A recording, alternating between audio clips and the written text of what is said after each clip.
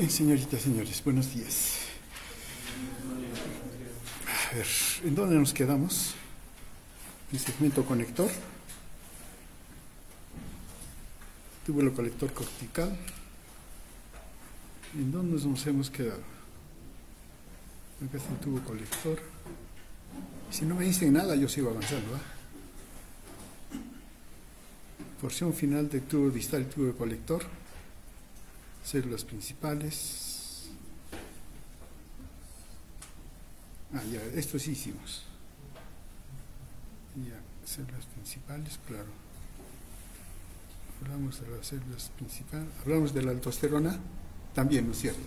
Sí, antes sigamos avanzando. Claro, efectos de la aldosterona también ya vimos. Claro, esto también ya vimos. La aldosterona y equilibrio ácido básico. Creo que nos quedamos en células intercaladas. ¿Sí? Listo, muy bien. Solo para recordar, ¿no? ¿En qué parte de la nefrona nos encontramos?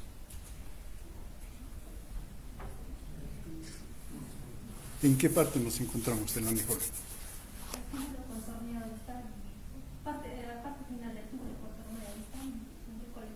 ¿Y tubo? Un poco más precisos. Y siempre es necesario ubicarse, ¿no? ¿En qué parte estamos?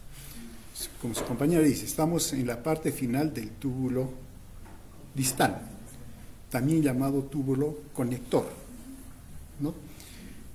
Y estamos en la primera parte de los túbulos colectores, que está en la parte cortical. Entonces estamos allí. Y es lo que nos señalan acá, ¿no? ¿Cuál es la característica de este lugar que estamos mencionando?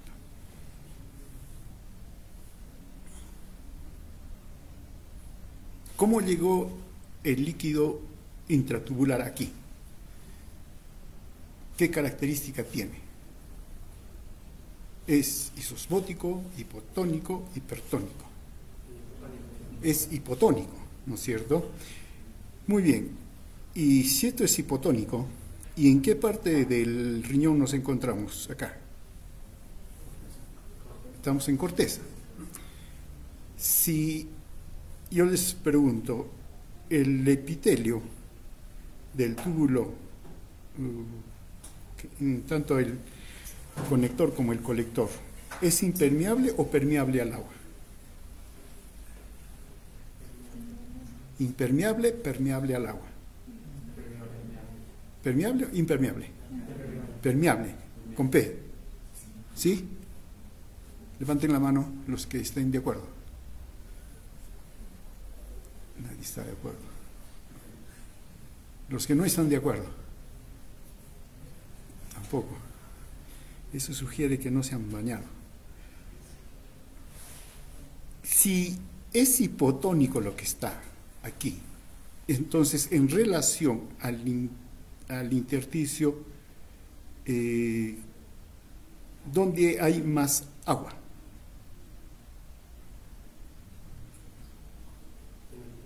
En el túbulo.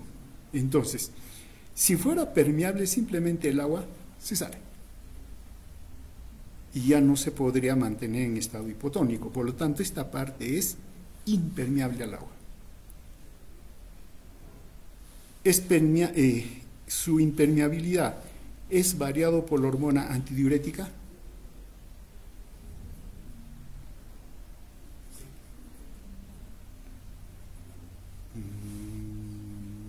Les digo que sí, les digo que no. Se van a dar cuenta al final, porque vamos a ver esta pregunta. Segundo, ¿la aldosterona actúa a este nivel? ¿Actúa o no actúa? Sí actúa la aldosterona a este nivel. En los textos ustedes van a encontrar que en los túbulos distal, dicen, y el túbulo colector, no hacen diferencia, actúan la hormona antidiurética y la hormona aldosterona. Claro, eso es cierto si lo tomamos todo como un conjunto, pero ambos tienen su sitio específico. Aquí sí actúa la aldosterona, ¿no? Y también en esta parte distal va a actuar la hormona antidiurética. Sí, también. Pero la aldosterona por acá, la hormona antidiurética por acá. ¿Listo? Muy bien. Entonces, ya.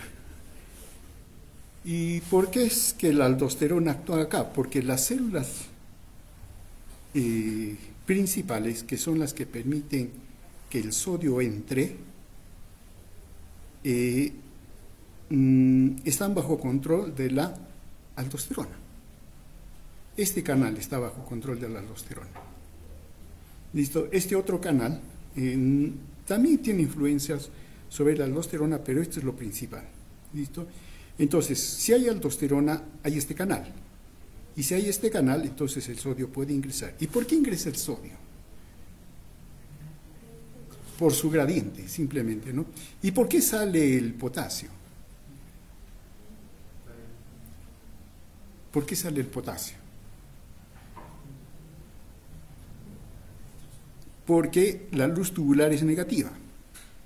Claro, es negativa, por eso el potasio se sale. ¿Y por qué es negativa la luz? Porque aumentó la concentración del cloro, porque no puede seguir al sodio, porque este es un canal específico para él, no puede seguirlo al sodio, y resulta que la unión entre estas células más bien es estrecha, cerrada, y el cloro no puede pasar, a menos que le abran otro canalito. Pero como no hay canalito, esto se queda, entonces se vuelve negativa la luz. Eso permite que el potasio salga y el sodio, bueno, está ingresando por propia gradiente, ¿no? Listo. Ahora nos vamos a las células intercaladas. Las células intercaladas tienen que ver con la secreción y reabsorción de iones de hidrógeno, bicarbonato y potasio. Por lo tanto, su importancia está en la regulación ácido-básica a nivel renal. Bueno, un poco de cifras: 30 a 40% de células corresponden a las células intercaladas, ¿no? Ahora hay dos tipos de células intercaladas, la de tipo A y la de tipo B. La de tipo A son células intercaladas. ¿Y cuál es la característica de las células intercaladas? Si nos dice que tiene que ver con la función del hidrógeno, bicarbonato y potasio, entonces tienen esta, digamos, esta característica y deben tener algo. ¿Y qué cosa tienen? Tienen, por un lado, estamos en las células intercaladas A. A nivel de la luz tubular, tienen dos transportadores activos primarios. Un ATPasa de hidrógeno, que saca al hidrógeno hacia la luz tubular en contragradiente, y un transportador también primario, ATP, que saca hidrogeniones y mete potasios. Ambos son transportadores primarios y pueden hacer eso en contragradientes. ¿Listo? Muy bien. Entonces, las células intercaladas tienen estos transportadores, están a nivel de la luz del túbulo. Aquí están a nivel. Para el otro lado, hay un cotransportador, que es de bicarbonato, cloro, un contratransportador. ¿Por qué hace esto?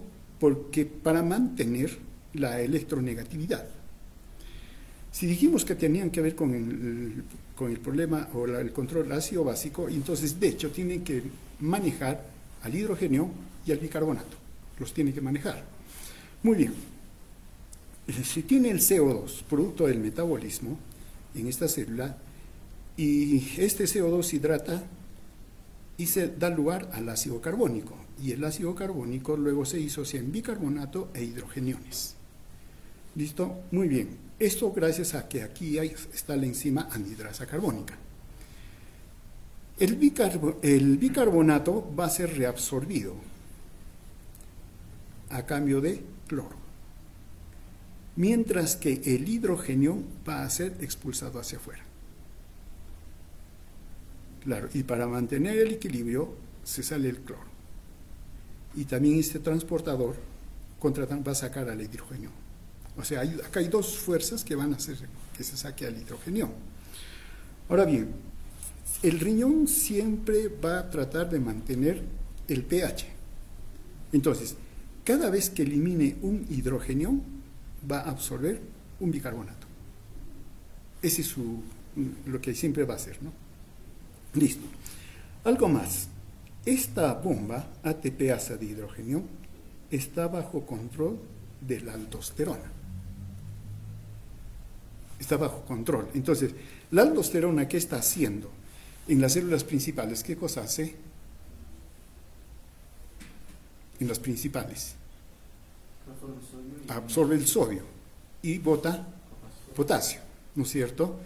Acá a este nivel la aldosterona está botando hidrogeniones. Pero tenemos acá abajo otra bomba, que es la de hidrogenio potasio. Este está bajo control de la aldosterona. Algunos textos como que mencionan que esta bomba también está bajo control de la aldosterona. La pregunta es, ¿verdad? ¿Cierto?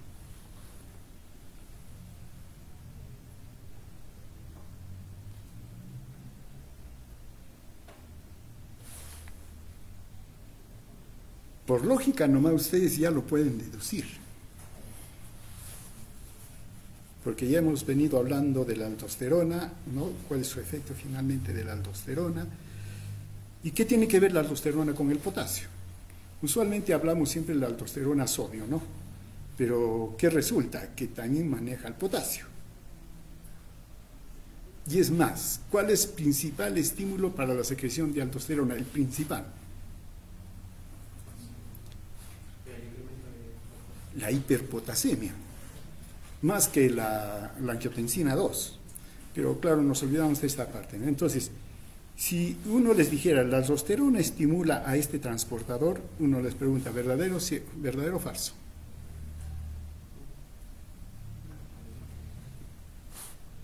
Verdadero.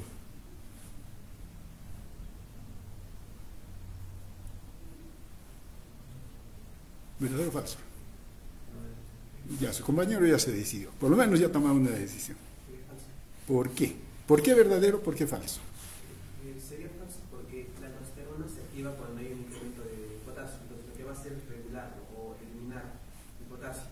Si la aldosterona regularía o activaría esa bomba, que es la bomba ATPasa, lo que haría es que se absorba más potasio aún todavía en lo que está dentro del intestino. Entonces no compensaría absolutamente nada. Claro. Y es lo que sucede. Esta bomba no está bajo control de la aldosterona, esta sí. Pero entonces, ¿de qué depende de esto? Dependerá exclusivamente de la concentración del potasio. Va a ser otra forma de regularlo, ¿no? Las células intercalares B, o beta también que se les llama. ¿Qué diferencia encuentran entre esta célula que está acá y la célula que hemos mencionado anteriormente?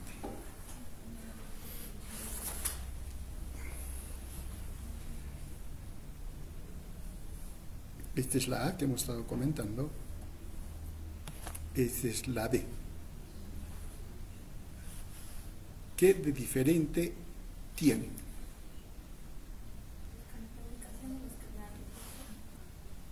Me pregunta, me responde. La ubicación de los canales o transportadores. Los transportadores. Claro, miren, ¿dónde está? Los transportadores que hemos dicho, hidrógeno ATPasa, hidrógeno potasio ATPasa, se encuentran en la membrana basolateral, mientras que en el otro está en la membrana apical. Entonces, está como que en sentido contrario. ¿Qué cosa hace entonces esta célula? Esta célula lo que va a hacer, sí, también está el CO2, se hidrata, tenemos ácido carbónico, luego el bicarbonato. Miren, el bicarbonato es expulsado. ¿Y a cambio de quién? De que un hidrógeno es absorbido. Y están acá está el otro contratransportador y el cloro que los está siguiendo, ¿no? El potasio va a seguir saliendo, ¿no? Por este lado, porque todavía esta luz todavía es negativa, entonces sale el potasio por acá. Muy bien, entonces miren, las células intercalares tipo A tienen que ver mucho cuando en la absorción de bicarbonato cuando hay acidosis. Mientras que las células intercalares beta tienen que ver mucho con la alcalosis porque botan a los bicarbonatos. Por eso es que están de manera invertida, ¿no? Bueno, acá está el resumen, ¿no? Las células principales tienen que ver con la absorción de sodio, que tiene que ver con el canal de sodio epitelial, bajo control de la aldosterona. Acá está la célula intercalar tipo A, acá esta es la luz, que elimina hidrogeniones y recupera bicarbonato. La célula intercalar beta, que recupera hidrogeniones y bota bicarbonato. Esto para control de la acidosis-alcalosis. Acidosis porque está recuperando bicarbonato, mientras que aquí para la recuperación en el caso de alcalosis. Bueno, esto es lo mismo. Entonces, ¿qué tenemos? En cuanto un poco irnos a la regulación ácido-básica, ¿no? Esta regulación se hace independiente al sodio, ¿no? En las células intercalares tipo A, bueno, se da esta hidratación, tenemos bicarbonato por la anhidrasa carbónica. Se elimina el hidrogenio por la ATPasa y también hidrogenio por la ATPasa de hidrógeno potasio. Y acá nos ponen aldosterona. Creo que le escribimos al autor y le decimos que borre esta parte, ¿no es cierto? Porque si no, no nos va a dar. El bicarbonato se reabsorbe, ¿no? Y hay un intercambio de cloro en la membrana vasolateral. Es lo mismo que hemos mencionado. En tipo B, está en el tubo colector medular, favorece la excreción del bicarbonato, ¿no? Tiene una polaridad invertida a las células tipo A. El hidrógeno pasa a la circulación sistémica por la ATPasa y el bicarbonato es secretado por la luz tubular. En cuanto al potasio, ¿no? Cuando hay una depresión del potasio en este segmento, puede absorberse completamente la carga de potasio. Eso lo haría la célula intercalada A o B. La A es lo que le haría, ¿no es cierto?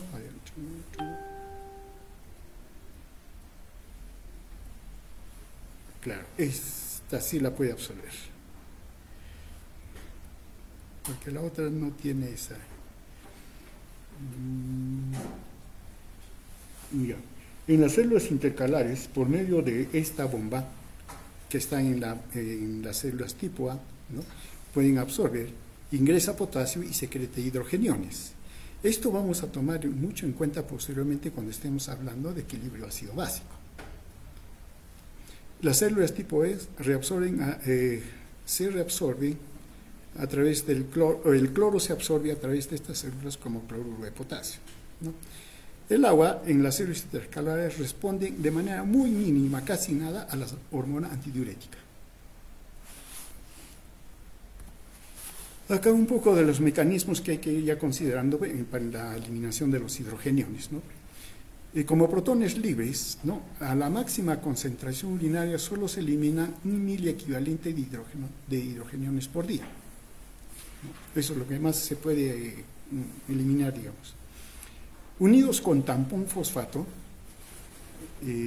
ustedes ya lo conocen, se puede eliminar de 10 a 30 mil equivalentes de hidrogeniones por día. Pero unidos al tampón amoníaco-amonio, se puede eliminar de 20 a 50 mil equivalentes por día. Es mucho más. O sea, aquí es muy fuerte ¿qué le llamamos? ¿Este tampón o este buffer, ¿no? Que permite entonces eliminar. Bueno, el amoníaco se sintetiza a partir de la desaminación de la glutamina, ¿no? Y claro, si tiene el amoníaco, eso se satura o fija un hidrógeno y tenemos el amonio. Y esto es y de esa manera se elimina como una sal, ¿no? La pregunta es, ¿de dónde aparece la glutamina? ¿Y qué función cumple, hablando metabólicamente?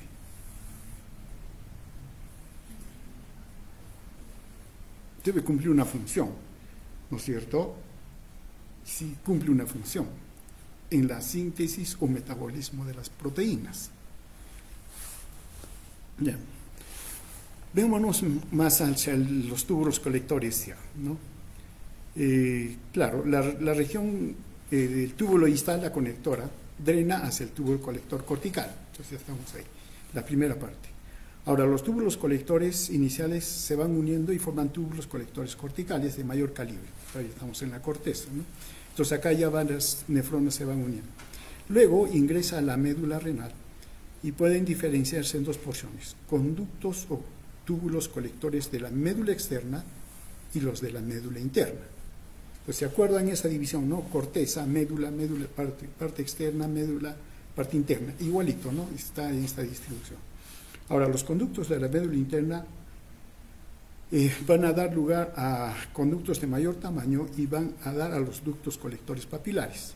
Y estos drenan a los cálices, ¿no? Y finalmente a pelvis renal. Acá, en el túbulo colector, se lleva a cabo el control hormonal de la hormona antidiurética. La pregunta es, ¿en qué parte?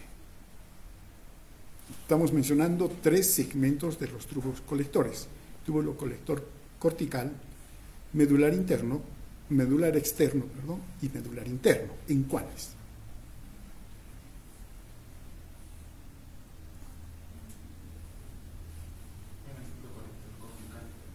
Cortical.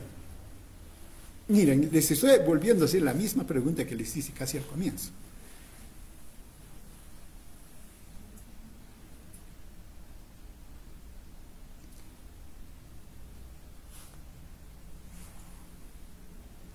Si les dijera que no puede ser cortical,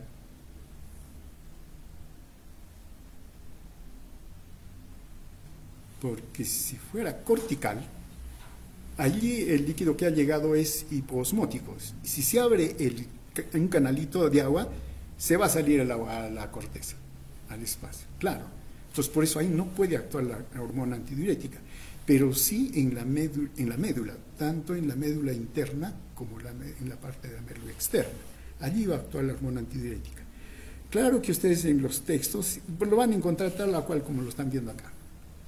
Y eso a veces uno lo confunde o no lo ubica bien, ¿no? Su función, recoger el líquido de varias nefronas, ¿no? El tubo colector nos referimos. Su función es reabsorción, secreción, reabsorción de agua regulada por la hormona antidiurética. En términos generales, la absorción del 5% de bicarbonato y 1% de sodio. Se produce la regulación final de la excreción del potasio y la acidificación de la orina por secreción de hidrogeniones. O sea, estamos en la última parte. Allí es donde se está haciendo el equilibrio tanto ácido-básico, ¿no? Regulado por la aldosterona. ¿Qué parte de estos túbulos colectores actúa la aldosterona? En el externo, medular externo, o cortical, medular externo, medular interno. Cortical, ¿no? Ahí está. Y control final de la excreción de agua, regulada por hormona antidiurética, lo mismo, ¿no? Con túbulo colector cortical, medular externo, medular interno. Medular externo y medular interno, sobre todo interno, ¿no? Solo para recordar, ¿no? Esta es una célula. ¿Qué célula es esta? Así nomás como ya la están viendo. Ustedes al toque se dan cuenta, ¿qué célula es esta?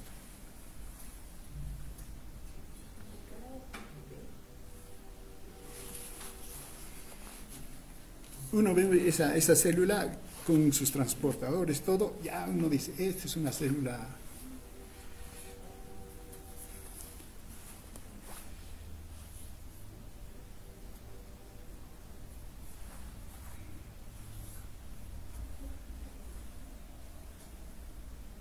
¿Qué célula es esta?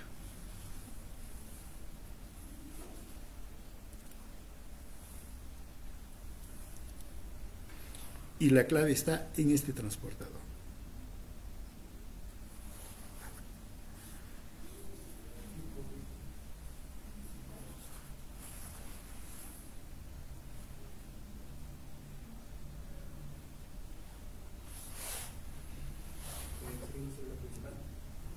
Me pregunta, me responde.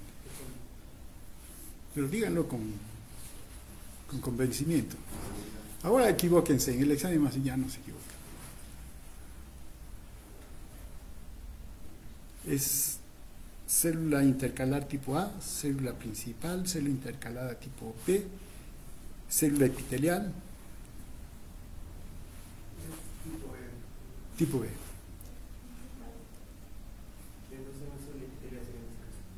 Célula epitelial. Pero todas son epiteliales. Ahora, la siguiente pregunta. Estamos en túbulo distal, túbulo conector, túbulo colector cortical, túbulo colector medular externo, túbulo colector medular interno. 5 posibilidades. O ninguna es válida.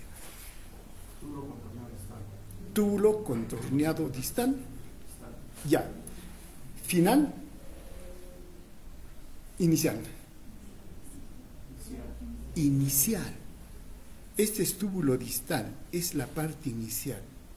Esto está bajo control, este transportador, ¿bajo control de qué hormona está? La testosterona. ¿Sí? ¿Están de acuerdo? Me deben un punto. Ninguno. Está en la parte distal y es un transportador que está ingresando sodio y el cloro. Los está ingresando. Es un cotransportador. Entonces, aquí la aldosterona, nadie tiene que ver. Ya, acá sí. ¿Qué transportador es esta? ¿Qué célula es esta? Y se dan cuenta ustedes por esto.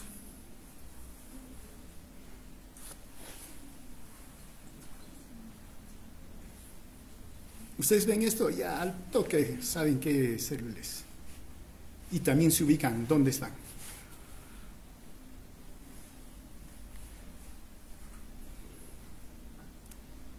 ¿Es célula? Célula principal. ¿Bajo control de la aldosterona? Sí, bajo control. ¿En qué parte de los túbulos estamos de la nefrona?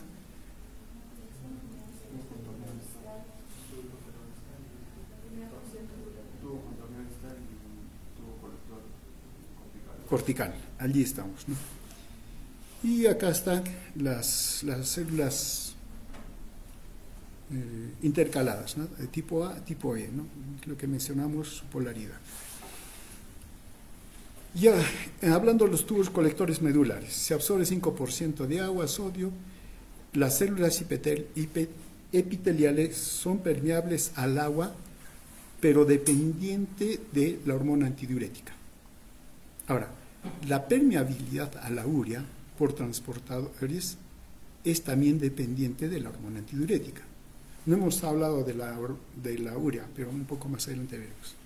A este nivel se da secreción de hidrogeniones en contragradiente y por lo tanto participa también en la regulación ácido-básica con reabsorción del bicarbonato. Entonces, es un lugar final de procesamiento de la orina, absorbe menos del 10% del agua, pero solo en presencia de la hormona antidiurética y también del sodio, y reabsorbe urea. Claro, depende también de la hormona antidiurética como mencionamos, ¿no? Estamos aquí. Esto sería lo cortical y esto ya estamos en lo medular. Ahora, con respecto a la urea, ¿qué ha estado sucediendo con la urea desde que fue filtrada? Fue filtrada, ¿se reabsorbe o no se reabsorbe en el túbulo proximal? Sí se reabsorbe. Sí se reabsorbe la urea. Pasa al asa de Henle. ¿Se absorbe o se reabsorbe? Se secreta. Y luego, después de que sale del asa, de la rama ascendente del asa de Henle, hasta que llega al túbulo, a la parte del túbulo colector medular interno, no puede salir, está atrapada.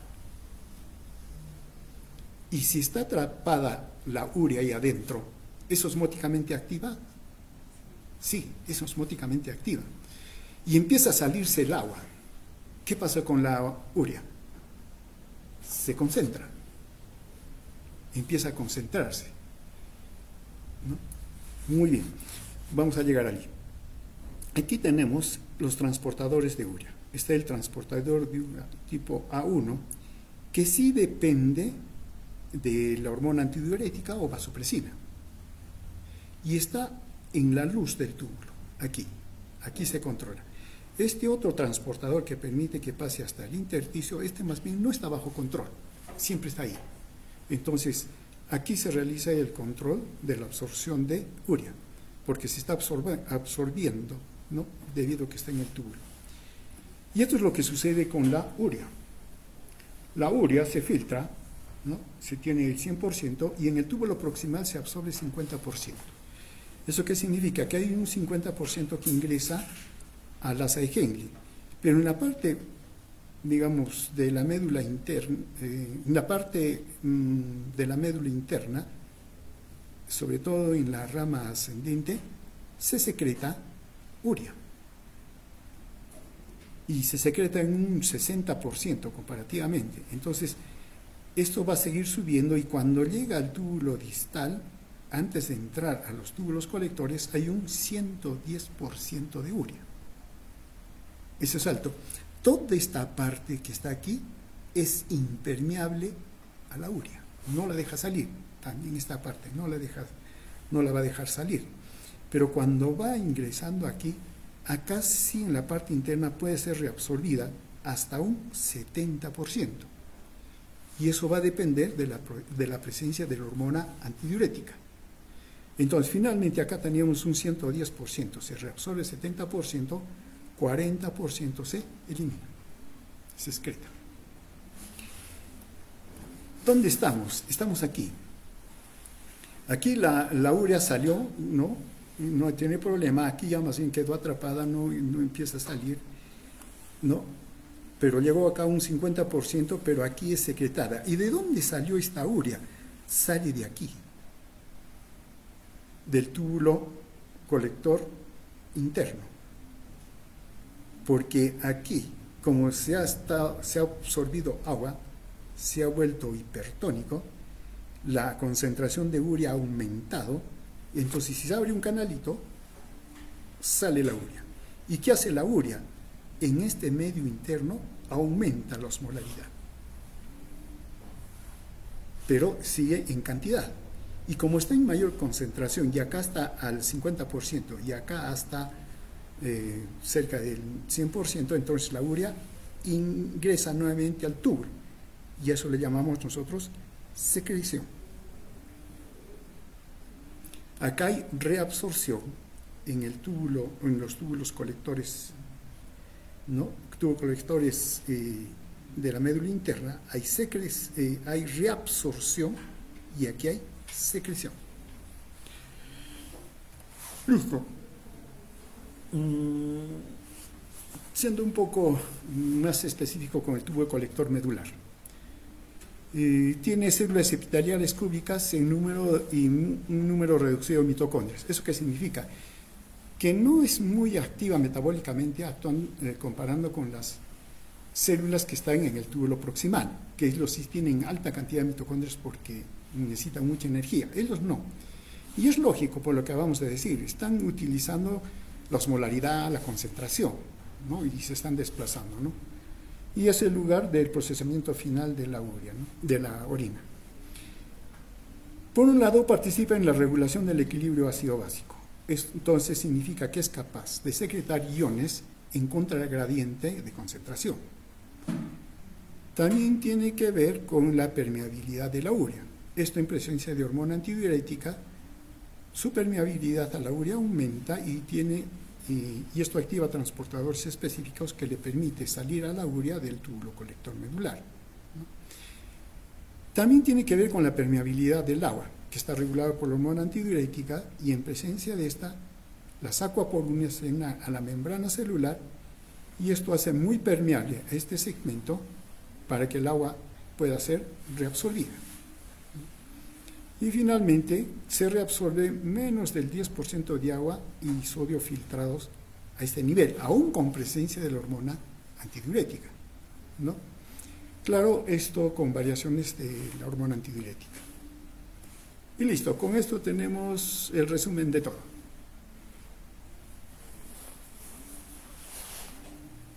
Acá están las células principales, las células intercaladas. Esta célula, ¿qué sería?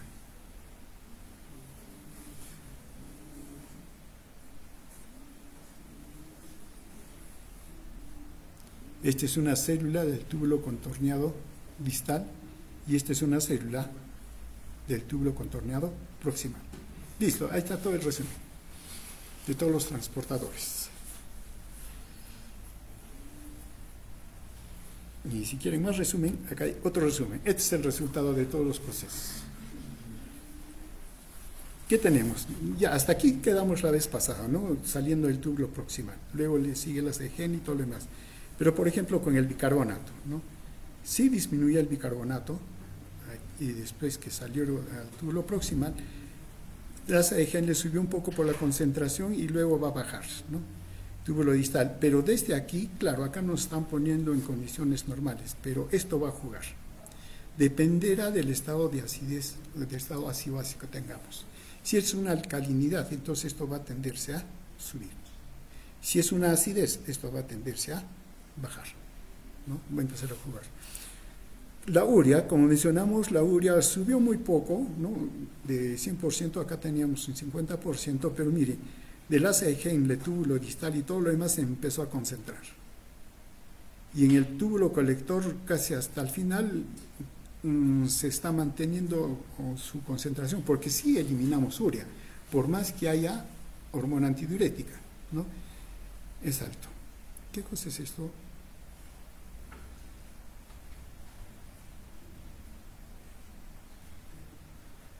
La inulina, ¿qué cosa es? Ambos no son sustancias propias del organismo, pero que sí se utilizan para medir la capacidad funcional del riñón, ¿no? ¿Qué más tenemos? La glucosa, las proteínas, los aminoácidos que ya desaparecieron antes de salir del túbulo proximal, ¿no? Entonces ya no están. Y aquí tenemos más o menos los lugares donde estas, las hormonas que hemos ido mencionando actúan. Está la hormona antidiurética, la aldosterona. No hemos hablado de la paratormona ni el calcitriol. ¿Qué tienen que ver ellos? Tienen que ver con la absorción del calcio, ¿no? ¿Y esto qué cosa es?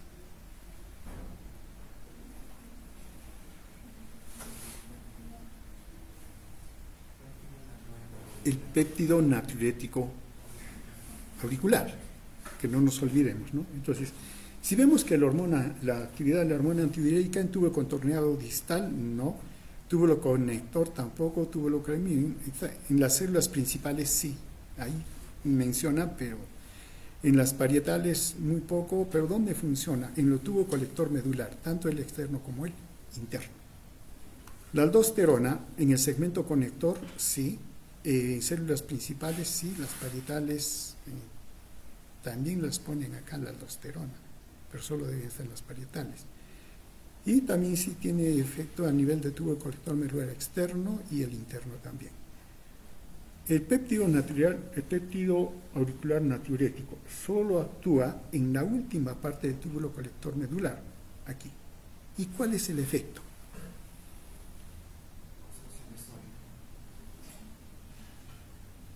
¿Por qué sale el péptido auricular natriurético o natriurético auricular? ¿Dónde se produce? En la aurícula. ¿Y por qué se produce el péptido natriurético auricular?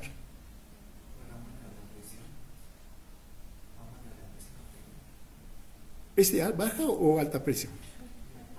Es de baja presión. ¿Pero por qué se secreta? Porque la aurícula se extendió demasiado. ¿Eso qué significa? Que hay mucha sangre, mucho volumen, ¿cierto? Claro, y ese volumen tiene que disminuir. Y para eso el riñón, ¿qué tiene que hacer? Eliminar agua, volumen, ¿no? Y claro, en el último lugar donde se está haciendo el efecto, y ahí es donde trabaja. Se le opone al efecto de la hormona antidiurética. Acá están la reabsorción, bueno, los lugares, ¿no?, donde están lo que mencionamos de la hormona. Este es un resumen, pero que nos vamos a ir de largo porque nos interesa esto. La formación de la orina concentrada. Para que haya orina concentrada, hay dos requisitos que deben cumplirse. Uno, debe haber hormona antidiurética, que aumenta la permeabilidad al agua, ¿dónde? Aquí, ¿no es cierto? A este nivel. Y segundo, debe haber una osmolaridad elevada en el intersticio, para que se mantenga un gradiente osmótico. Esas dos cosas tienen que darse, y con eso sí se puede concentrar la orina, ¿no? Ahora bien, para que se dé esto, existe lo que se llama el mecanismo de contracorriente. ¿Para qué? Para producir un intersticio medular hipertónico. Hasta ahora hemos mencionado, ¿no?, que la médula interna es hipertónico y llega hasta 1200 miliosmoles. La pregunta es, ¿cómo se formó esta gradiente o cómo se forma, ¿no? En términos generales, la osmolaridad intersticial es de 300 miliosmoles, pero la osmolaridad medular llega a los 1200 miliosmoles. Ahora, esta osmolaridad se mantiene por medio de un equilibrio entre la entrada y salida de solutos y agua a nivel de la médula. Ahora, ¿qué factores contribuyen al incremento de la concentración de los solutos en la médula? Claro, porque si esto es hiperosmolar, significa que hay bastante soluto, ¿no? Y entonces deben concentrarse acá los solutos. Por un lado está el transporte activo de sodio, que es el famoso cotransportador sodio-cloro-potasio. ¿Se acuerdan dónde está? Ese gran transportador, que se encuentra en el segmento grueso del asa de Henle ascendente. Es una de las principales causas de la hiperosmolaridad. Luego está el transporte activo de iones de los túbulos colectores al intersticio medular. La difusión pasiva de grandes cantidades de urea a los túbulos colectores medulares al intersticio, y una difusión de pequeña cantidad de agua desde los túbulos medulares al intersticio, menor que la reabsorción de solutos.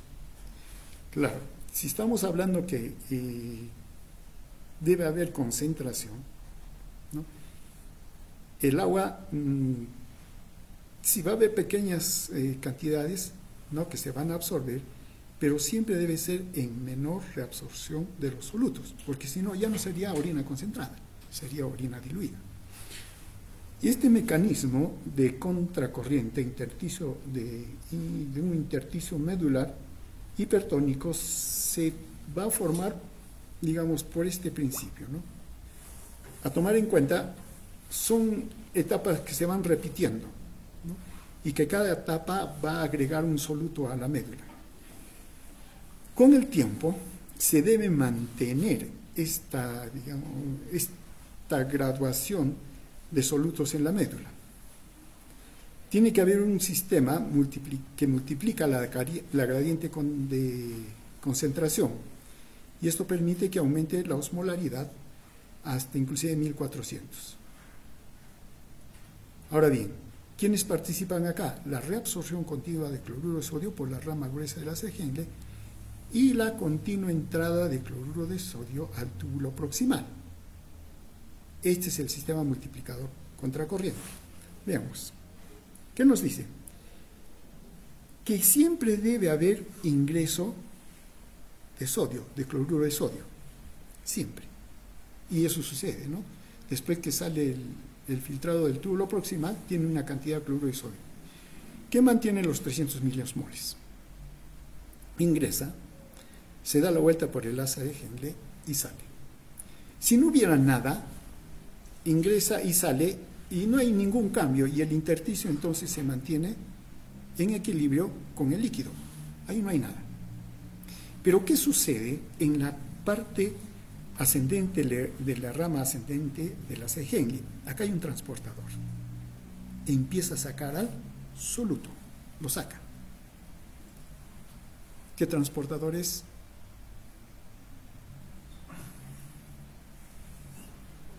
¿Qué transportador? El famoso sodio, potasio, 2 cloros.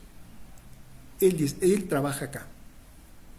Y si se acuerdan, ¿no es cierto? Es un transportador y entonces va a sacar a los solutos y los va a absorber al intersticio. Y como se concentra, aumenta el soluto acá, entonces la osmolaridad acá aumenta y acá disminuye, porque este está perdiendo solutos. Entonces, aumenta en el intersticio la osmolaridad y disminuye dentro de la luz. Y no puede haber equilibrio porque esta parte es impermeable al agua, no la deja salir. Listo. Entonces, ¿qué tenemos? Una nueva condición. Siguen entrando los 300 miliosmoles, ¿no? Pero como acá ya aumentó, la osmolaridad empieza a jalar al agua, porque este segmento descendente del asa de Heimlich es permeable al agua. Empieza a jalarlo. Y entonces este empieza a concentrarse y empieza a venir el agua para este lado. Pero este sigue manteniendo, como le sigue llegando solutos, mantiene su osmolaridad.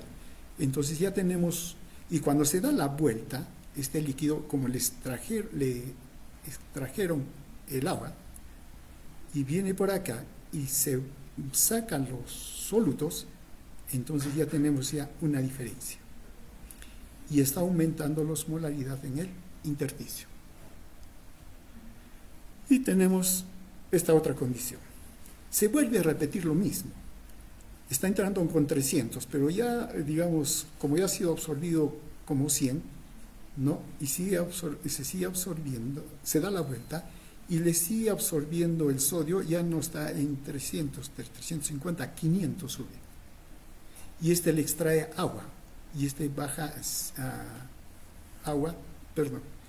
le extrae el agua y va concentrándose y llega también a 500. Y los pasos se van repitiendo hasta que se alcanza este nivel. Ingresa a 300 siempre, pierde agua, aumenta osmolaridad, ¿no? Hasta 1200. Este queda, como pierde los solutos, se va diluyendo cada vez más y cuando sale es hipoosmótico. Eso es. Pero hasta aquí nomás nos quedamos. ¿Listo? Entonces, este es el sistema multiplicador contracorriente. No podrías darse esto si es que no existiera el asa de Heimlich. Claro, ahí no podría darse esto, ¿no? Pero se necesita. Listo. Ahora bien, como mencionamos, este mecanismo de contracorriente está definido básicamente por la actividad de la bomba de sodio cloro potasio, que está aquí, en la parte gruesa de la sala de Heimlich.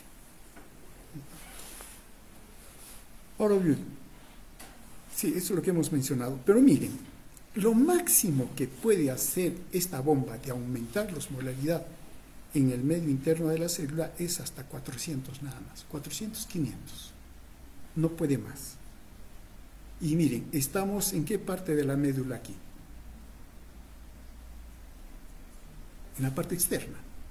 Allí estamos, ¿no? Ahora, ¿quién va a contribuir a la osmolaridad? La urea. Va a completar hasta un 40%. La urea se absorbe en forma pasiva, ¿no? Cuando existe un déficit de agua y hay un aumento de la hormona antidiurética en los túbulos colectores, ¿no? De los túbulos colectores al intersticio. El asa de Heimlich distal, el túbulo colector distal son impermeables a la urea, ¿no? Los colectores medulares siguen la reabsorción del agua y aumentan la concentración de la urea. Estamos aquí, ¿no? La urea difunde al intersticio, ¿no? Muy permeable permeable a la urea en presencia de la hormona antidiurética, ¿no? Y una vez que sale de la urea de este lugar, el túbulo colector, mira, estamos en la parte interna, sale la urea, llega al intersticio, si ingresa nuevamente al asa de Heimlich, es secretada y vuelve acá. ¿Qué está sucediendo acá? Si la urea es la que va a aumentar la osmolaridad de este nivel, la urea no puede perderse. O si se pierde una parte, ¿no?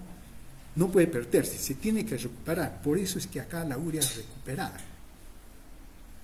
para mantener una concentración alta. Ya no está al 100% como fue filtrada, sino está al 110%. Para que cuando se dé la vuelta haya urea que salga y mantenga el intersticio. La urea sale al intersticio, eleva la osmolaridad, una osmolaridad que ya la formó anteriormente la bomba de sodio, el cotransportador sodio-cloro-potasio, pero que llegó solo hasta 400, 600, no llegó más, ¿no? Pero ahora, como se le está agregando en la parte interna la urea, entonces la osmolaridad en la parte interna se eleva hasta los 1200, 1400. Y es lo que sucede, ¿no?, en la presencia de la hormona antidiurética. ¿Por qué la hormona antidiurética maneja los dos? Si la hormona antidiurética, ya estando en la médula, solo permitiera la salida del agua, entonces el agua saldría al intersticio y el medio interno se diluye. Esos 1200 miliosmoles disminuyen. ¿Por qué? Porque solo entró agua. Para evitar eso, hace que también la urea entre. Entonces, el agua está ingresando y no diluye el medio porque también la urea lo está acompañando. Por eso que la hormona antidiurética controla tanto el agua como la urea. Y sí, lo que finalmente hemos mencionado, ¿no? A este nivel es las bombas que llegaron a una osmolaridad de 600 y todo lo demás, y acá la urea es la que está trabajando. Entonces, esto permite entonces que se forme una osmolaridad en la médula interna, ¿no?, a este nivel, ¿no?, y el riñón pueda tener esa función de concentración. Pero hay algunos detalles que necesitamos saber. Este gradiente osmótico debe mantenerse. Porque si pasa un vasito por aquí, ¿no?, un vaso sanguíneo, y también no está preparado, simplemente se lleva todo. Se lleva los solutos, se lleva el agua, se lleva todo. Y todo este, digamos, este ambiente de hiperosmolaridad desaparece. Entonces, tiene que haber un sistema de vasos, que es la vasa recta, ¿no?, que tiene que actuar de manera similar o en contracorriente con el asa de Henle, ¿no? Ahora bien, entonces, para el mantenimiento de esta gradiente osmótica se necesitan los vasos rectos. Ahora bien, ¿para qué? Para que esta concentración que hay en la médula se mantenga en el tiempo. Caso contrario, los solutos serían barridos. ¿Y por qué no ocurre eso, no? Gracias a esta irrigación de la médula renal. La médula renal, para empezar, tiene un flujo bajo. Muy poca sangre llega por ahí. Solo 1 al 2% del total de sangre que le llega al riñón. Nada más. Entonces, como es tan poquita sangre, no va a ser capaz de llevarse todo. Ya por ahí tiene una ventaja. Y esto entonces no contribuye de manera significativa al lavado de los solutos. Ahora, las características anatómicas de los capilares son especiales, ¿no? El suministro de sangre a la médula se da a partir de capilares que se desprenden de las arteriolas eferentes, ¿no? Están de las nefronas yuxtamedulares. Ahora bien, estos capilares son los que nosotros conocemos como vasos rectos o vasa recta. También tiene una forma de U, ¿sí? Tienen una forma de U, aquí está. Gracias a esto, el flujo sanguíneo medular se da en dos sentidos. Por una parte, descendente, y por otra parte es ascendente. Y esto, por eso se le llama intercambiador de contracorriente. Veamos, bueno, se introduce hasta la médula todo, ¿no? Veamos, aquí tenemos el vaso recto, ¿no?, la vasa recta. Es un intercambiador, acá ingresa el vaso recto desciende, se da la vuelta y vuelve a salir. Es un intercambiador de contracorriente que requiere flujo entre los canales adyacentes que ocurre en sentido opuesto. O sea, uno tiene que venir en este sentido y el otro tiene que venir para acá. El intercambiador por contracorriente facilita el movimiento transversal de moléculas y no axial. ¿Qué significa? Que lo que está viniendo acá dentro de la sangre, ¿cómo le llaman acá? Las moléculas no van por acá, no van así, van de este tubo a este tubo, de manera transversal. La sangre corre de manera axial a los vasos, ¿no? Lo sigue al vaso, es una corriente axial, pero en caso de la base recta es más bien transversal.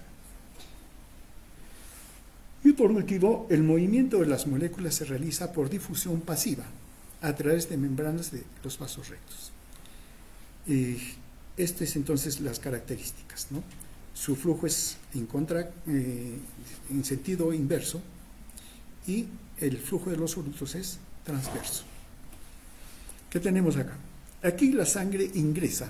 ¿De dónde está viniendo la sangre acá? ¿De dónde? Ya esto es un capilar, es el vaso recto. Pero la sangre que está viniendo aquí, que está entrando, ¿de dónde está viniendo? De la arteriola deferente. Y está ingresando a la médula. Ingresa a la médula, tiene sus 300 miliosmoles y empieza a ingresar. La osmolaridad en la médula aumenta. ¿Y eso qué significa? Que el fluido ultrafiltrado empieza a salir. Sale. Y dentro de la luz del vaso, ¿qué está pasando? Se está concentrando. Está aumentando su concentración. El agua empieza a salir, porque la osmolaridad es cada vez mayor, pero su interior empieza a concentrarse, aumentando su osmolaridad, y en cierta manera como que se van equilibrando.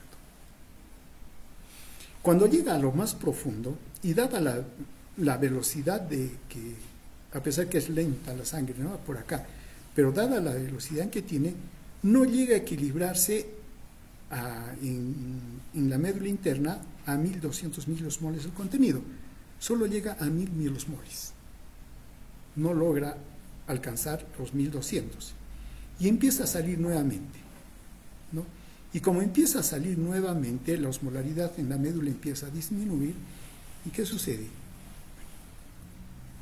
El agua empieza a entrar nuevamente al vaso y se va diluyendo. Pero al momento de salir, no entra la cantidad suficiente de agua como para llegar a los 300 miliosmoles. Solo llega a los 350 miliosmoles. ¿Qué significa? Que la sangre que está saliendo por la base recta, ¿no? ¿Y a dónde va a ir a dar? ¿A dónde va a ir a dar?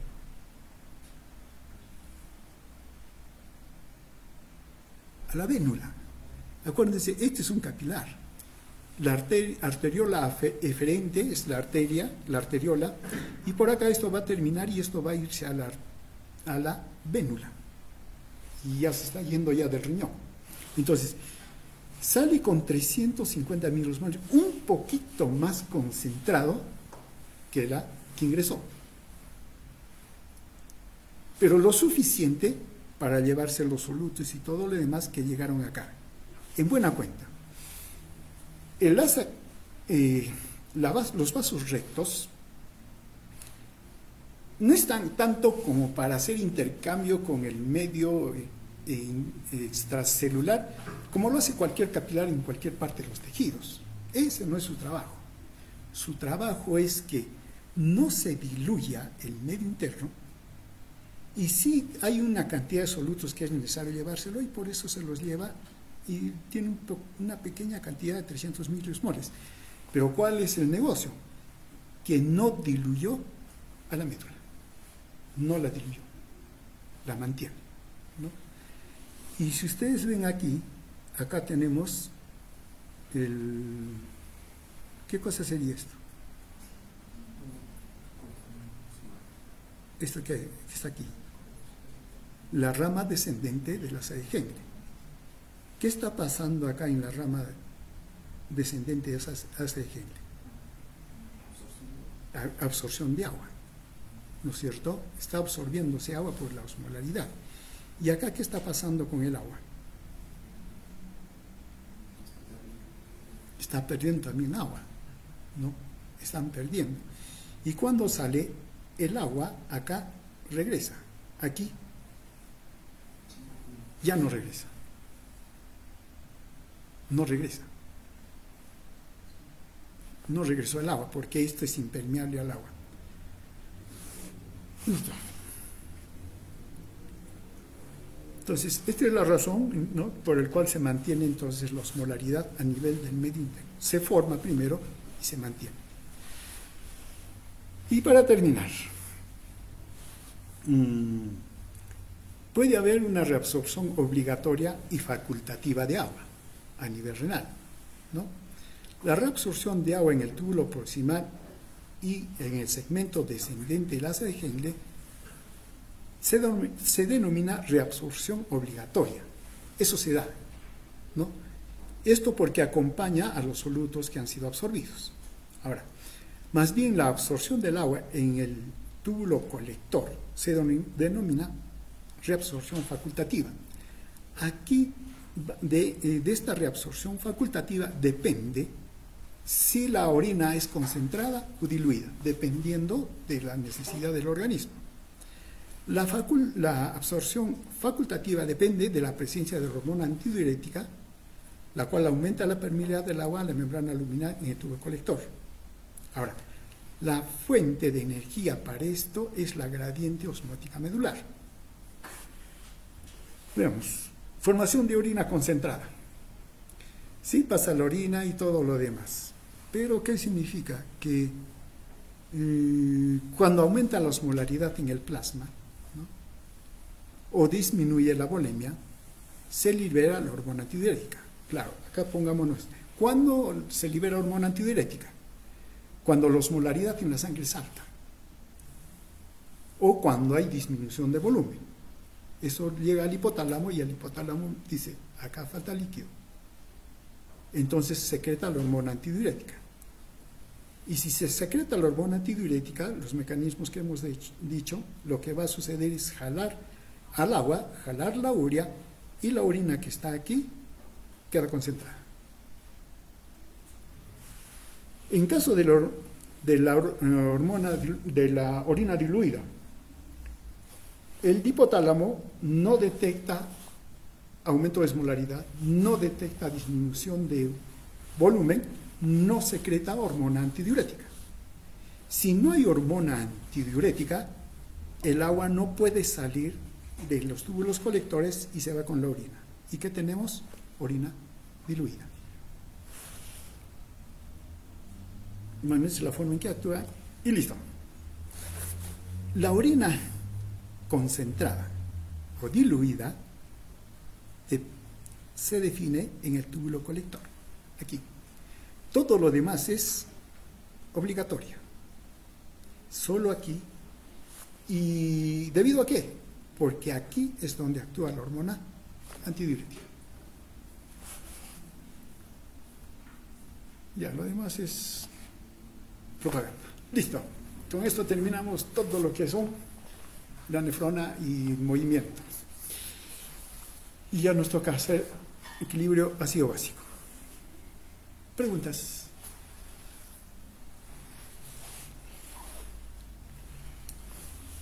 Claro, esto parece agobiante. Pero si ustedes le siguen la lógica a la nefrona, cómo va haciendo sus cosas poco a poco, uno se da cuenta, ¿no? Y ya puede hasta deducirlo, ¿no?, qué es lo que va a pasar. ¿Listo? Muy bien. Listo, lo dejamos acá más bien porque esto lo vamos a hacer ya en la discusión que tenemos ahora. Y más bien, sí, para el día miércoles y jueves hacemos la práctica. Lo que vamos a hacer es determinar flujo sanguíneo renal. Y para determinar flujo sanguíneo renal necesitamos determinar depuración de creatinina. ¿Listo? Eso necesitamos hacer. Para eso, por grupo o subgrupo, necesitamos 2 voluntarios. Un varón y mujer, por subgrupo. ¿Listo? Varón y mujer. ¿Qué vamos a necesitar?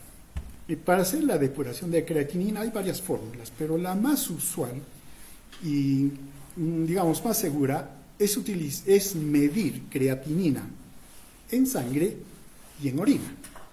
Pero la medición que se hace de creatinina en orina es en orina de 24 horas.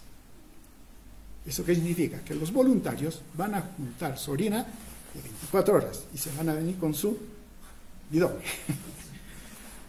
¿Listo? El protocolo ya les vamos a enviar, hoy día se los envío para que vean, pero les explico. Las personas voluntarias, 24 horas antes, ¿no? Se despiertan y van al baño. Esa orina la eliminan, no pasa nada. Pero desde ese momento hasta el día siguiente, toda la orina que tengan la van guardando. La van guardando. Por eso orina de 24 horas. Y la última orina que van a recolectar es justamente la orina que tengan al día siguiente temprano. Ya tenemos las 24 horas. Y se vienen con su orina. ¿Listo?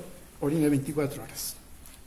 Se les va a tomar una muestra de sangre para hacer concentración de creatinina en sangre y también de la orina se va a medir la creatinina. También se mide. Y con eso hay varias fórmulas que inclusive se les va a poner en el protocolo para que ustedes las revisen y con eso se hacen los cálculos. ¿Qué estamos haciendo? Depuración de creatinina. Eso es lo que estamos haciendo. Algunos consejos. Las personas voluntarias, ese día, por favor, abstenerse de comer carne. No comer carne. Que es lo más duro, ¿no? No comer carne. Ya, después sí van a comer. Ese día no comen carne, para que no haya variaciones en la creatinina. ¿Listo? Eso, ¿qué más? Y listo.